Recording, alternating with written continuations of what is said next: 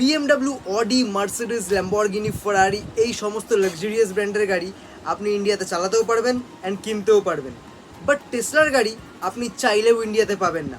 কিন্তু কেন পাবেন না জানবেন এই ভিডিওতেই। হ্যালো ফ্রেন্ডস, আমি সৌরভ মাইতি। অ্যান্ড আমরা যদি কমপ্লিটলি বিল্ড করা টেসলা গাড়ি ইন্ডিয়াতে ইম্পোর্ট করি তাহলে আমাদের ইম্পোর্ট ট্যাক্স দিতে হবে 60%। আবার ওই গাড়ির সিআইএফ বা cost insurance and Fred value যদি $40,000 বেশি হয় তাহলে আমাদের ইম্পোর্ট ট্যাক্স দিতে হবে 100%।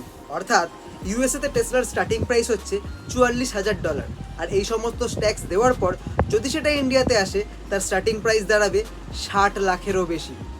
তাই ইন্ডিয়ান গভর্নমেন্ট টেসলাকে সরাসরি বলে দিয়েছে, যদি আপনারা ইন্ডিয়ান মার্কেটে নিজেদের গাড়ি সেল করতে চান ট্যাক্স ফ্রিভাবে, তাহলে আপনাদের ইন্ডিয়াতে নিজেদের ম্যানুফ্যাকচারিং ইউনিট ওপেন করতে হবে, অর অ্যাটলিস্ট অ্যাসেম্বল তো করতেই হবে। অ্যান্ড ইলন মাস্কও বলেছেন আগেই কিছু কমিট করার আগে উনি ইন্ডিয়ান মার্কেটকে একবার টেস্ট করতে চান।